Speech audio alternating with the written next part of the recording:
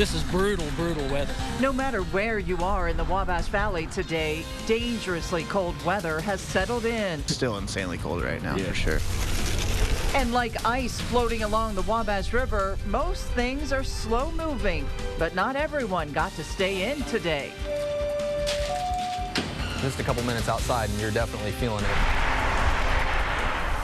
Coverage for you tonight as an Arctic blast hits the valley. News 10's Garrett Brown, Rondrell Moore, and Gary Bryan are standing by right now. They have stories on the cold's impact across the Wabash Valley. But first, we want to get straight to the Weather Center. Kevin Orpert has the most updated look at how things are going right now and when we might see some relief from the bitter cold. Kevin?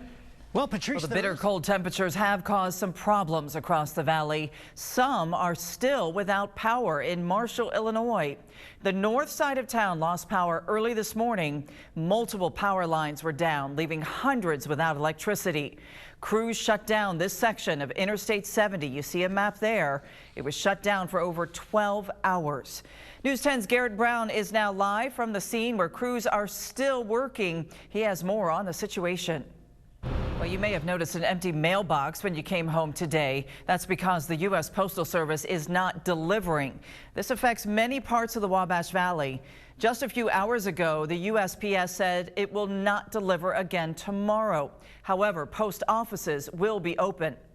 Also, a reminder, in many places, trash pickup has been affected by the cold as well. To find out if your service is affected, head on over to the closings part of our website, WTHITV.com.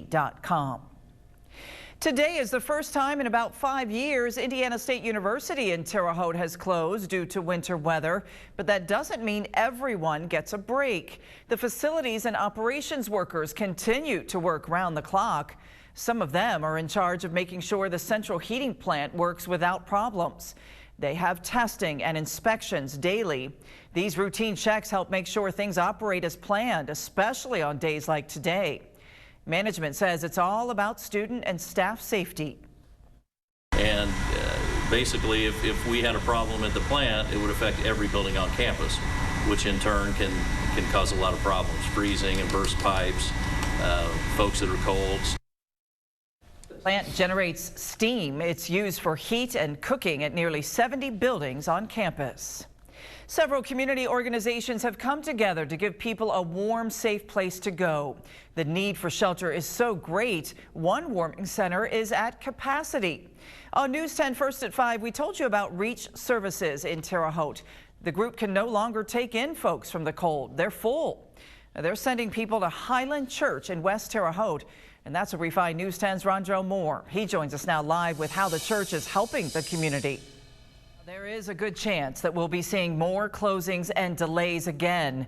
Vigo County and Clay Community Schools are already on that list. News 10 is here to keep you up to date. Head over to WTHITV.com for a list we are constantly updating for you. There you can also sign up for text alerts for organizations or schools important to you. Storm Team 10 will continue tracking this Arctic blast. Join Chief Meteorologist Kevin Orpert later in this newscast. And of course, tonight at 10 on My Fox 10 and 11 p.m. Eastern on News 10 Night Watch. He'll help you get prepared for your morning. Now, we go to an update on a tragic story from last week. The Martin County, Indiana Humane Society is once again open to the public, but with limited hours. We have told you the shelter took in more than 80 animals from a puppy mill in Lagodi. The shelter closed its doors due to a parvo outbreak. The facility will be open until 7 o'clock tonight.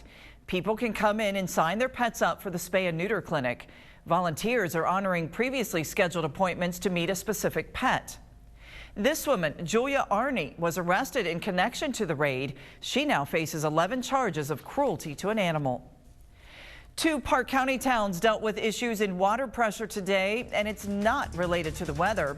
Crews found this leak in the water system in Marshall, Indiana. The Marshall Fire Department shared these icy-looking photos. Earlier today, officials were asking people who live in Bloomingdale and Marshall to conserve water. Officials told News 10 the leak has been repaired and water pressure is back to normal. Well, the Terre Haute Recs are celebrating their 2018 season. We'll show you how coming up a little later in sports. Plus, It's way too cold to come outside. An Arctic blast has hit the Wabash Valley hard, but how does it compare to other parts of the country? That's next on News 10, coverage you can count on. Well, the temperatures are frigid across the Wabash Valley, but we aren't alone. The polar vortex has devastated several Midwestern states over the past few days. You may have seen the posts on social media about the difference in temperatures across the country. Storm Team 10's Chris Piper gives us a look at the bigger picture. Well, as Chris said, Chicago is one place hit hard with the cold. But this weather has been good for one thing, creating some incredible sights. You can see the effects of freezing at Lake Michigan in Chicago. While this is pretty, it's caused some major problems. If you have a flight planned, you'll want to make sure it's still on. More than 1,600 flights have been canceled at Chicago's airports alone.